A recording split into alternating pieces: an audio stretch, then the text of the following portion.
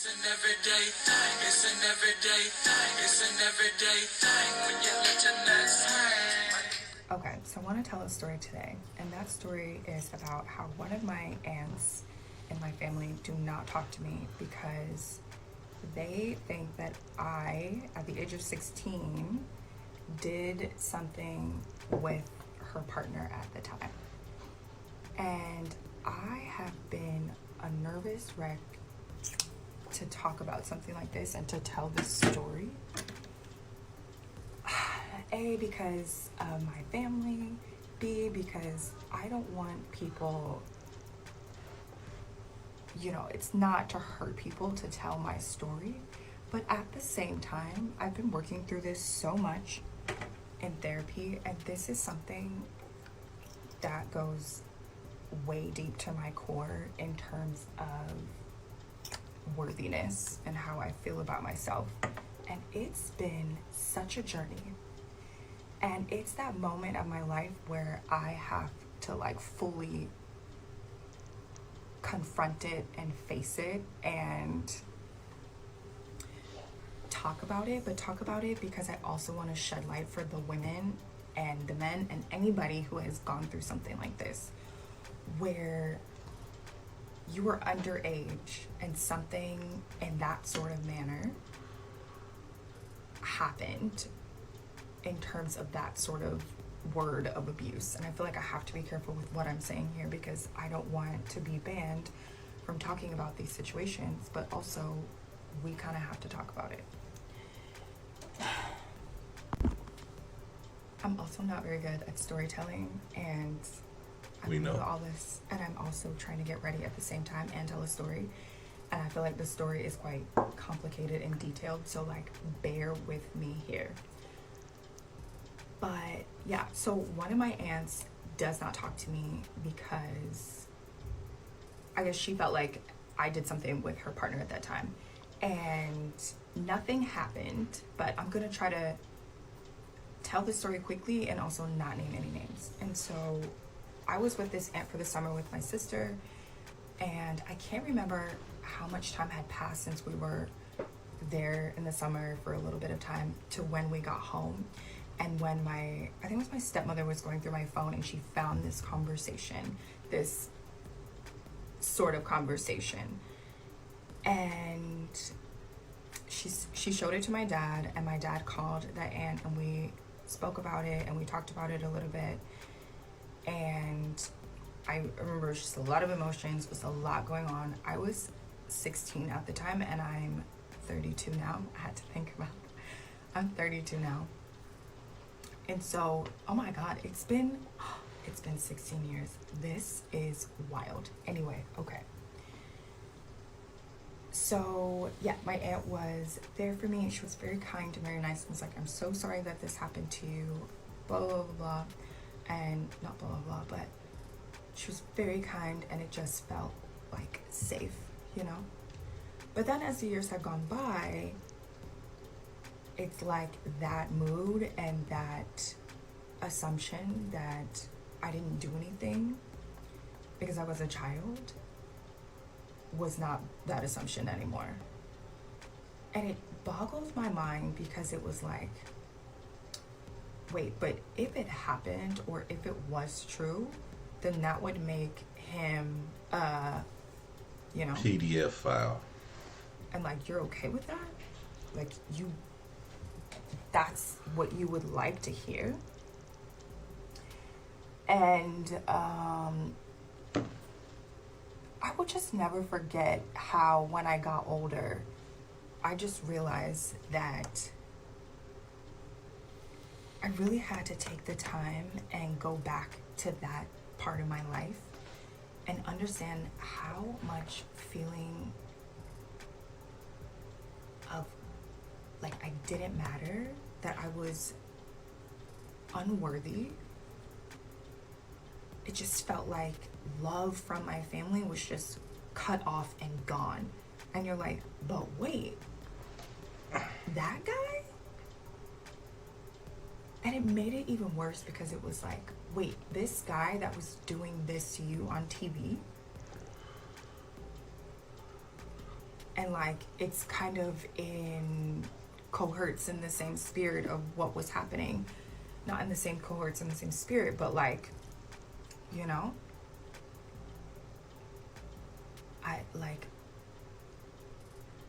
it's so painful. And I know that the ladies, the men, everybody who has experienced this sort of feeling when your family doesn't believe you, or when you're at an age where you shouldn't have been put in that situation to have to navigate it. And however you navigate it was however you navigated it. And this is what I learned in therapy, is like, how I navigated it and how I dealt with it was how I dealt with it. But the most important thing to understand is that I never should have been put in that spot in the first place. Absolutely. And I think that's the devastating part, is that you realize that you didn't ask for that. You know, I did not ask for that. No matter what, I didn't ask for that. So I'm just wondering what other people who have gone through this, how they decided to handle this sort of situation. How did you go about telling your truth? And how do you tell your truth in a way that honors you? And I think the reason why I'm addressing it now so much is because I'm getting older. And if I want to have kids, and especially if I want to have girls, like, I don't want to still be in that space and place and in that situation and just even having to deal with it, you know? And so next year I'm planning to go to the US, and I'm planning to like confront a lot of things, because my sister passed away. Like, I've just I fled the country because I was needing to save my own self and my own life. And when I say all of this, this is not a dig to my family member, because it's really sad that she also was put in that situation of having to deal and having to handle. That's not her. Like, I don't wish that upon anyone either.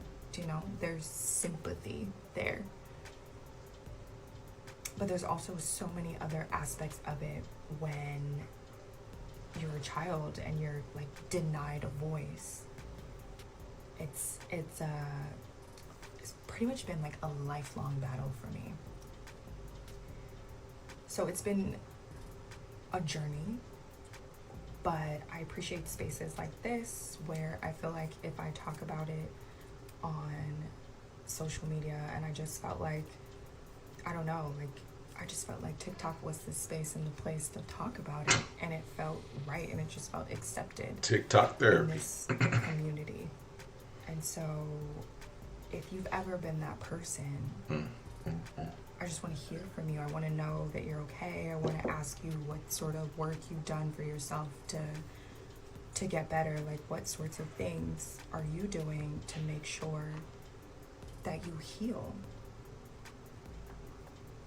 And I'm so happy that I'm getting to a place where I'm healing, so that then I have the heart and the courage to go heal somebody else, that next person. And not only that, but my aunt as well. Now, Princess, you know? I'm confused. So this has not been an easy journey, and I hope that I'm not annihilated on this platform. But I do just, I don't know, like, I love you all and thank you. And if you've ever been that person who's been silenced, like, so much love to you, and you're an amazing person.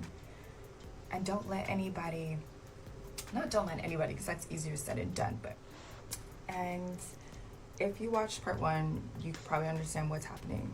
And like I said, it's really difficult to talk about, because I just don't want to be like I just don't want people to be rude, because this happens to people where they've experienced some sort of abuse, and then someone's told them that it hasn't happened, or that it's their fault, or like they've just completely silenced them. And this is something that I really honestly sometimes thought was only, or that it was really big in the African American community, where we just sweep things under the rug. But then, as I like have now lived in Europe for 10 years and I've traveled the world, it happens it happens across the world, which makes it even more important to talk about, because a lot of people are going through this, but they're not allowed to say, or they're embarrassed, or they just feel like it's not something that they can even talk about. So for me, it was difficult, because I realized that my aunt was starting to feel this way, that I initiated, or that it was I'm a part of the problem to blame. And I was saying before that I never should have been put in that situation as a kid at all, ever, especially when there's an adult involved. But yeah, okay, I was saying that this happens around the world. And I was asking the people who have gone through something like this to start sharing their stories and to start talking about it, because I don't feel like we talk about it enough. And I have a lot of friends who have opened up to me, who told me that the same things, or that has happened to them. And I hate that we can bond about something like that, but at the same time, I'm so grateful that I can give them a space and a place that they also have a voice, because losing your voice about it is no fun. So I wanted to know how you guys were, or how you handled it, or like how you dealt with it in your life. And I think I'm getting older, I'm ready to have kids soon. Like, I can't be going through this anymore. And so I essentially left the US in 2014, and I went to Paris, and I was there for about 4, almost 5 years. And I'm so irritated at myself, because I left right before I was supposed to get my citizenship there. But anyway, and now I'm here in Barcelona, Spain, and I've been in Europe for almost like 9 years now.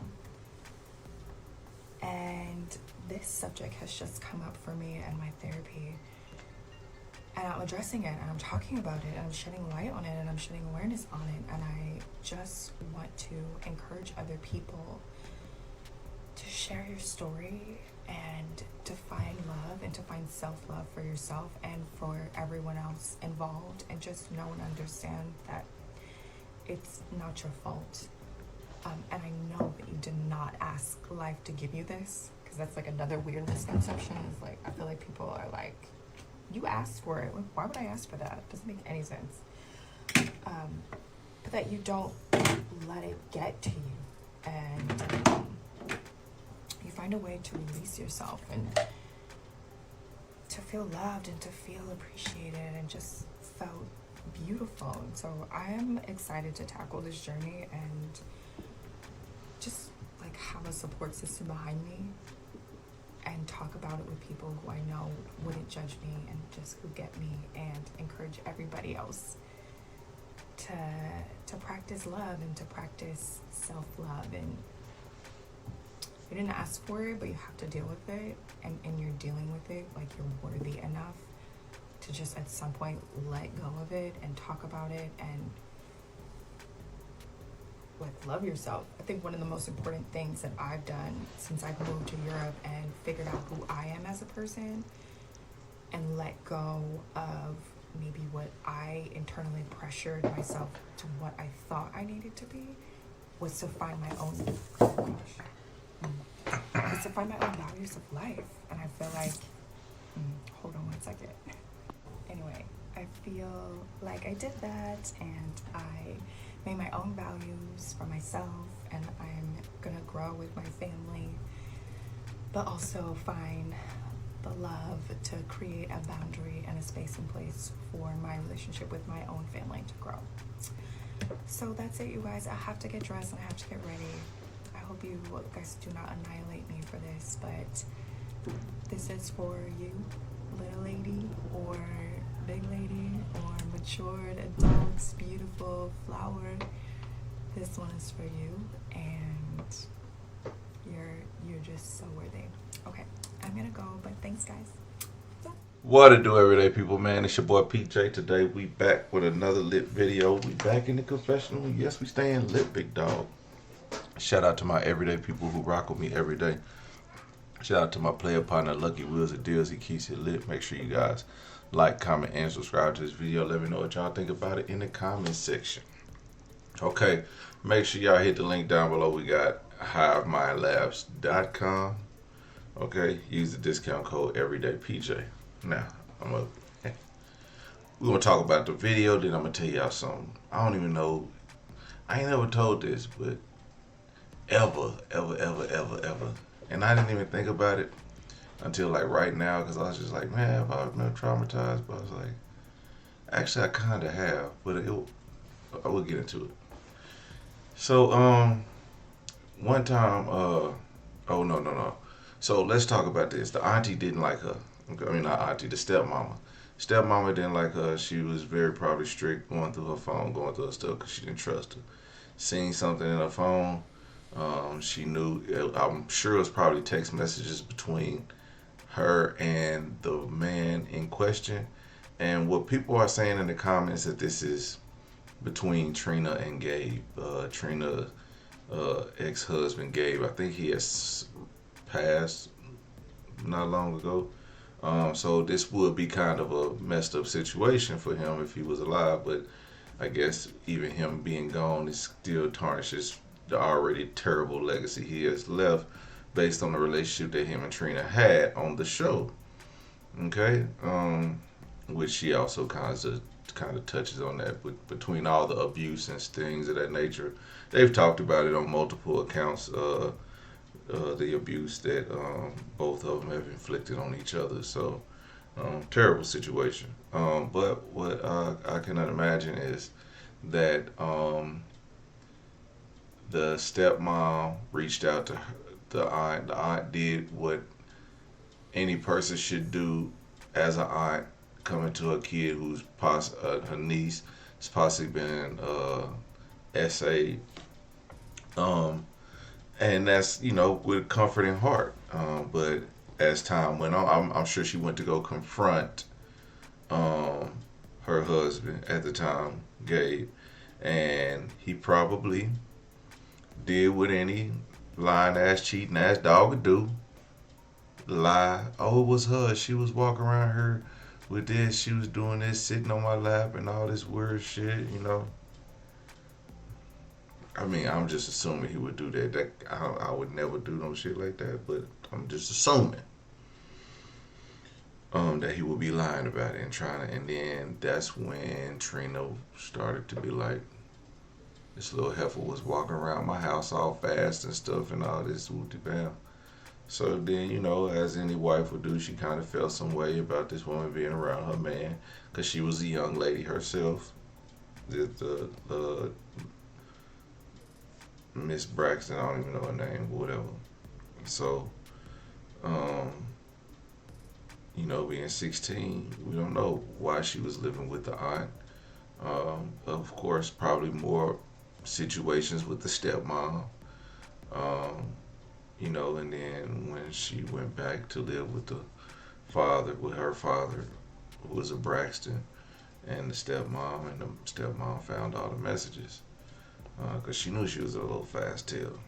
Maybe she was, maybe she wasn't. I'm not going to say she wasn't. I don't know. I'm just saying.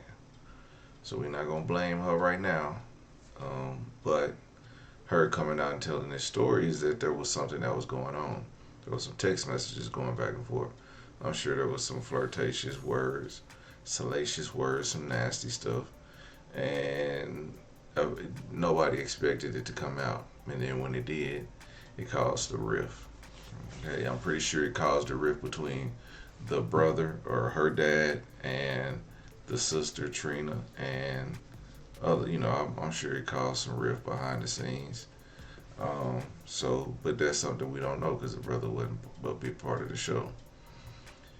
Now, her coming out and telling the story is brave because then now you're bringing up things that maybe people wanted to bury. You know how families do. They, stuff that goes swept under the rug. 16 years, you bury that type of stuff. And then you have situations where women come out talking about, oh, this person did this, violated me a long time ago, and you like, I don't believe it. Why they didn't say nothing? Well, that's why what comes to my own story, and I don't necessarily even think that y'all might say different, but I don't even know about a situation that I had. I think I was in like first grade, maybe second, first grade.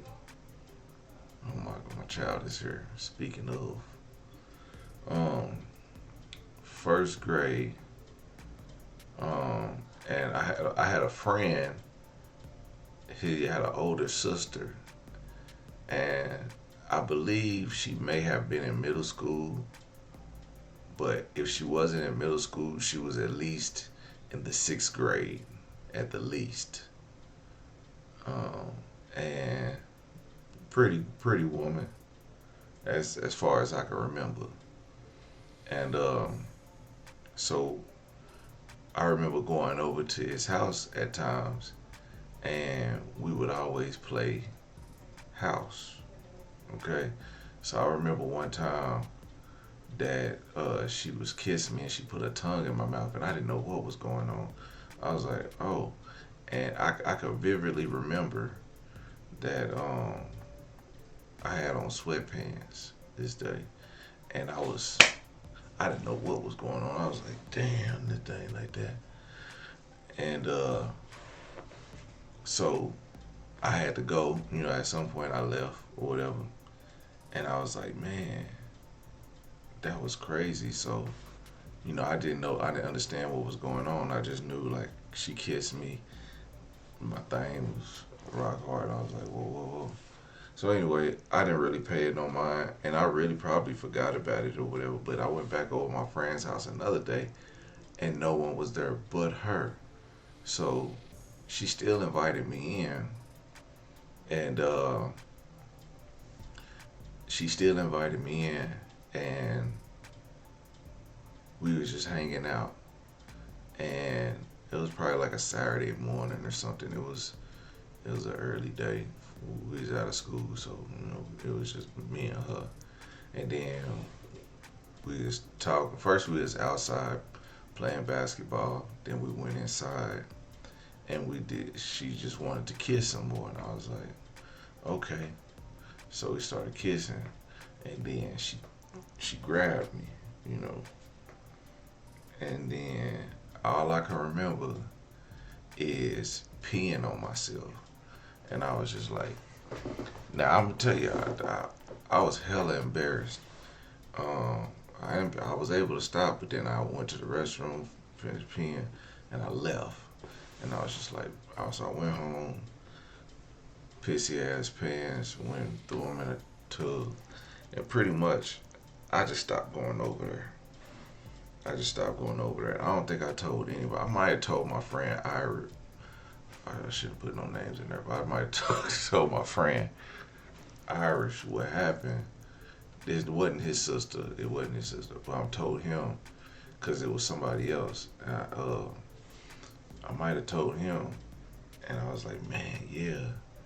And I peed on myself. I think I did tell my friend. But anyway, we just overlooked it. But I know I told him because I remember more stuff started to come out about this person later on. So it was no big deal. But then later on, like as I grew up, I got in high school and I ran back into this person again, over their house, and now we much older. So, nothing happened, but I still remember that day. I mean, even through like school, all through school, I remember seeing her around, but it was just nothing that ever came up I didn't think it was bad. I was more embarrassed, but I always like I can always that was my first kiss. That was the first time somebody ever put a tongue in my mouth, and I was just like, oh. So when anybody ever asks me have I been taken advantage of, I don't never think of that. I was like, I don't know, but yeah, I don't think it traumatized me. I'm not like hypersexual active or whatever like that, or I don't have no weird ass fantasies of nobody and stuff like that. I mean, I do my thing, but um, I never made it. Never. I never sat here and been like, oh my God, my life could have been different or something like that. Like I don't even hold her like. I don't even think that maybe she was based on the other stories I've heard. Because I heard some pretty wild stories, and because now that I'm starting to remember, remember I was in first grade, you know what I'm saying? So when that happened, and then I remember somebody telling me another story, yeah, that it went down with some middle schoolers and stuff like that. So you know, it just is what it is. But that's crazy though. And I don't think I ever told that story. It's kind of weird to tell that on. I guess, shit, TikTok is like therapy to everybody, so I might as well give y'all story time. Hell, if that's what we doing. Is that what we doing?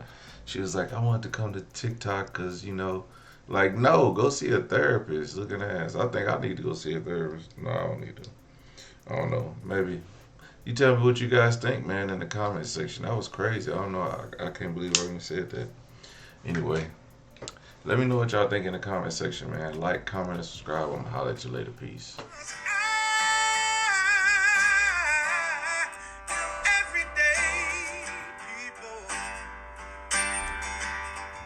Day and night.